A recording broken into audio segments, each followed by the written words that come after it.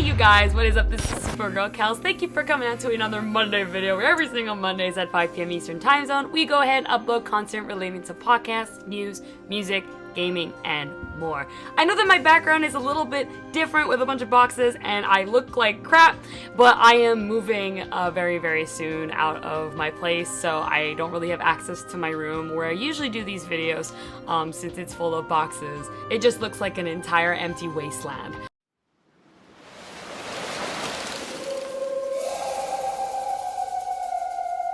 So I came over here to at least give you a Sonic chair to look at.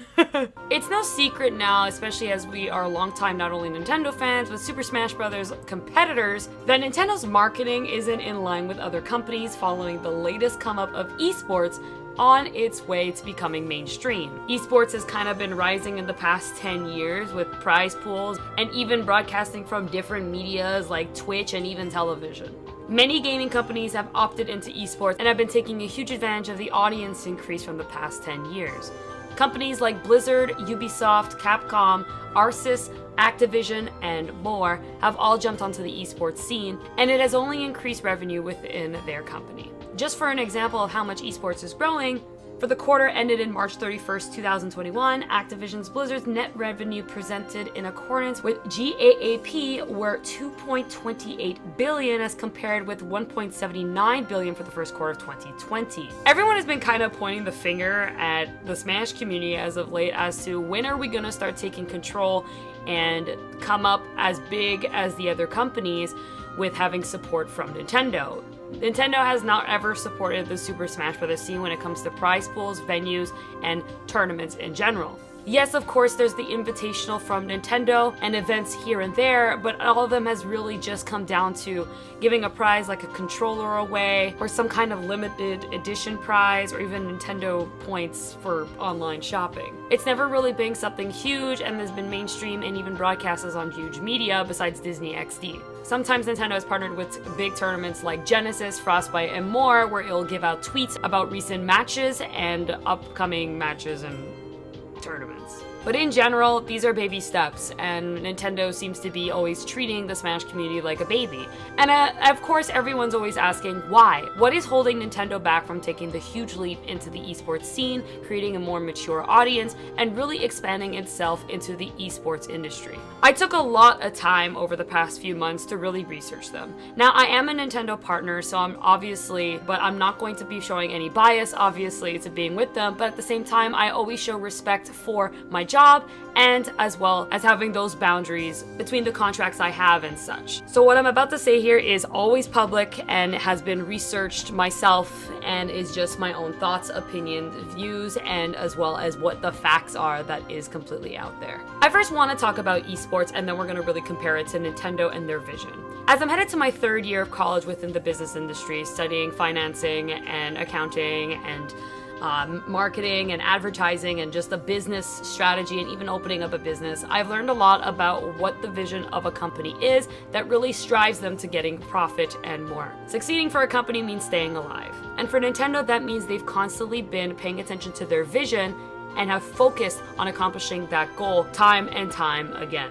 I'm about to read Nintendo's mission statement as a company. Nintendo's mission is to put smiles on the faces of everyone we touch. We do so by creating new surprises for people across the world to enjoy together. We forged our own path since 1889 when we began making Hanafuda playing cards in Kyoto, Japan. Today, we're fortunate to be able to share our characters, ideas, and worlds through the medium of video games and the entertainment industry. Nintendo of America, established in 1980 and based in Redmond, Washington, is wholly owned by a subsidiary of Nintendo CO. We are committed to delivering the best-in-class products and services to our customers and to investing in the well-being of our employees as a part of the global Nintendo family. Since Nintendo began, they have always been about family. It's been family, friends, game, and creativity within their hardware and their software. It's no secret that Nintendo remains basically the king of gaming when it comes to revolutionary technology that they've expanded. Though they might not be at the full quality as we used to know, that really goes in the hands of Sony and Microsoft. Nintendo's always been taking a step forward in the leap as to what the future should be for gaming and how it can touch different ideas, like with the portable Nintendo Switch, motion control Nintendo Wii, and adding 4 players to the SNES. If you look back on Nintendo's history, they've always succeeded and have always sold so much just because of their mission. They strive to make families, friends, gamers happy at the end of the day. We just talked about how esports in general is increasing in revenue and how quick they are becoming mainstream. But I want to take a look really quickly at Nintendo's recent finances from the past year. Nintendo's earnings. The platformer holds released its financial results for the year ending in March 31st, 2021, which showed the operating profits rose to 82% year on year to $5.9 billion. The ordinary profit was up 88% to the $6.2 billion. That's a lot of fucking money, and that is also a lot more than what esports is currently making. Now, comparing each other very quickly, if we talk about the reputation of esports, obviously this comes down to job opportunities, family, bringing in sales, mainstream broadcasting. Problem is, it's through something called gambling. And if you guys don't know what gambling is, it is, if you literally just search the definition, it basically means play games of a chance for money and a bet.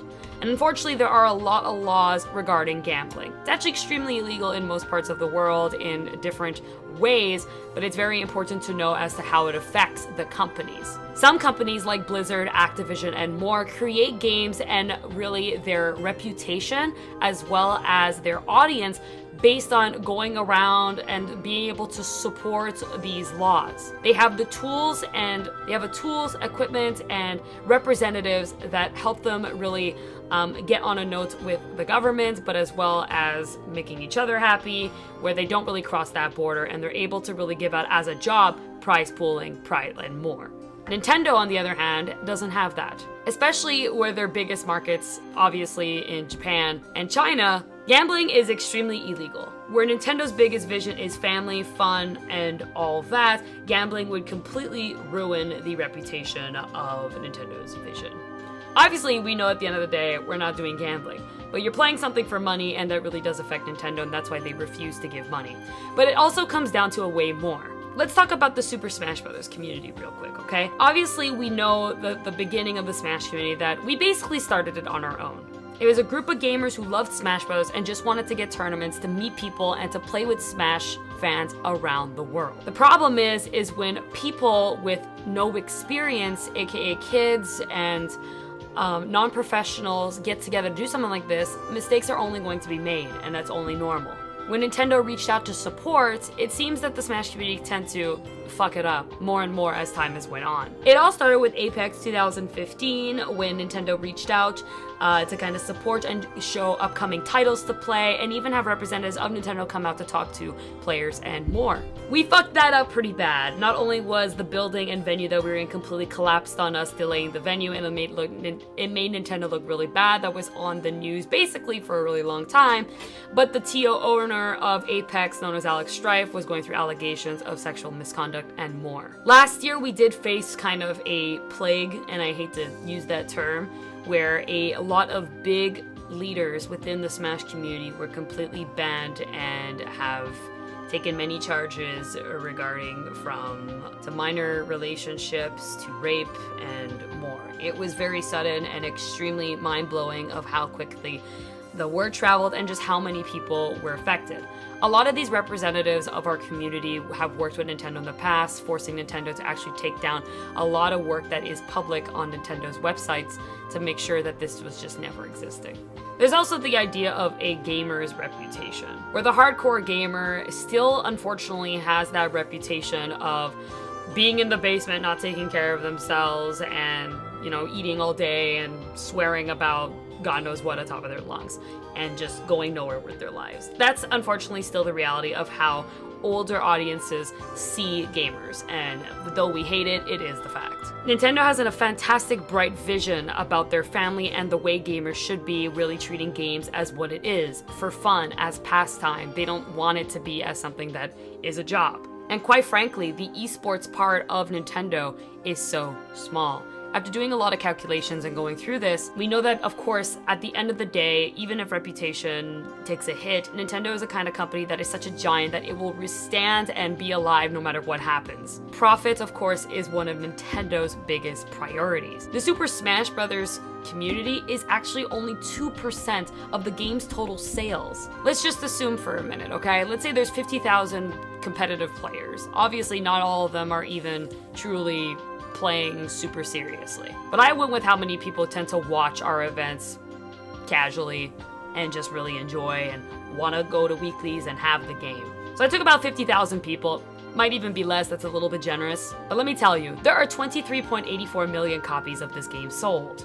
If you do the math, that's 2% of games that were sold for Smash Ultimate. That is nothing for Nintendo. And if you put that in Nintendo's total profit, I'm talking about every game that they sell. I'm talking about The Legend of Zelda Breath of the Wild, Mario Kart 8, Super Mario Odyssey, Animal Crossing New Horizons, all of the games that Nintendo is so known for selling, and the reason why the Switch sells. The hardware sells because of the software and the audience that they dedicate it to. We are not even 1% of Nintendo's profit. There is nothing there for Nintendo to really invest in. If they did decide to give into the community and of course try to encourage esports, give out prize pools, and more, this can be really dangerous for Nintendo.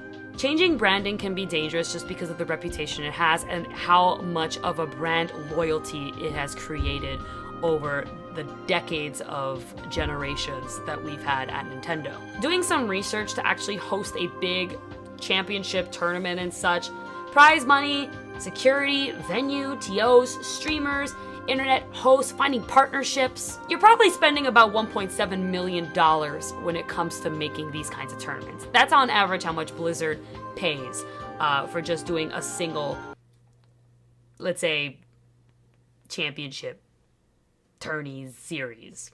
If they wanted to get involved within esports on a competitive level, it truly can make a mark in the industry. And I'm not saying that Nintendo shouldn't do it, obviously.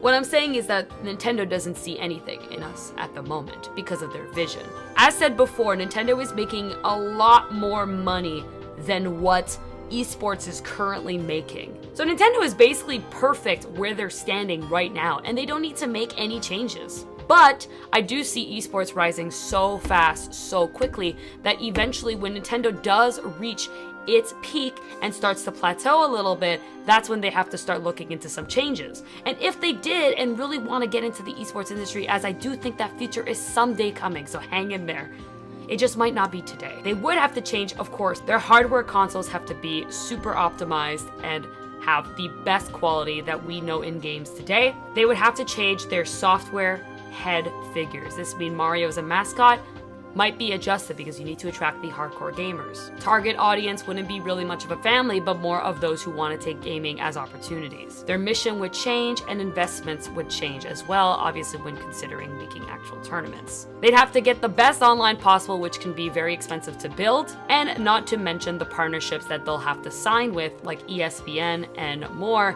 to really guarantee support and kind of advertisement and such when it comes to hardcore esports. This would cost Nintendo billions of dollars in the long run. At the end of the day, it's Nintendo's choice, and I believe they would only go down this path if they truly see that their yearly income is no longer surpassing yearly growth, and also the esports industry earnings as well. Where Nintendo stands, they're currently fine as where they are, in their own brown shoes and red caps, as they would probably say. So it's very strategic off of Nintendo to just not go into the esports. And though I'm sure you guys are thinking what exactly I'm thinking, which is, well, they could go into it if they wanted to. They should go into it because they would bring in so much more. It's dangerous. Right now we live in a world where, like I said, the generic gamer still has a really bad reputation. So if you're trying to mix that family fun with the hardcore gamer together, that might not be really, like, have you ever seen a Call of Duty hardcore player go play with a casual player on a mic? That is a very dangerous moment. That's not what Nintendo strives to do, and that's not what they strive to be, and that's why they have such loyal customers, and why Nintendo has stayed alive for generations and outlasting companies like SEGA in the hardware business. So that's really the fact. Nintendo's fine where they are, and that's why we don't see Nintendo in esports, and we probably won't be seeing them for another, I don't know, maybe 10 to 20 years, if anything. It's really when they're gonna start seeing that plateau. And as the Switch is going, it's only rising up, and especially now with the rumors of the new Switch Pro coming, enhancing their gaming activity, I don't think we're going to be seeing some kind of esports big prize pool championship anytime soon, but the very generic family fun, you know, here's an awesome online tournament to win a custom controller or something like that. So unfortunately, it is the way it is. Our community's doing great, and we're just gonna have to push that. We've made it so far the way it is, and Nintendo's watching from the side, and honestly, if they didn't support us, they could have taken it down as they have already, but they're not. So I know that they're keeping this option here on the side, but as to really putting in the full support within profit and stuff, yeah, it's gonna be a while, so. It's the unfortunate reality, but we'll have to see in the future. Hope none of you guys are pissed. I know that this is probably going to be a controversial video, but I feel like a lot of people just complain every day about Nintendo sucks, doesn't do esports, but they don't really understand the method behind it, and I hope I explained it a little bit clearer. And, you know, that doesn't make me any less angry, because I do wish Nintendo would do it. But, so I'm technically on your side too, but it is at the end of the day, the business that needs to survive. That's it, guys. Thank you so much for watching. Please like, comment, and subscribe for more videos. Stay tuned to my Twitch and join our Discord to stay up to date with everything Supergirl Kels, as I can't wait to talk to you again next week for another Monday video. I love you all. Have a great rest of your week, and I'll see you next week. Bye, guys.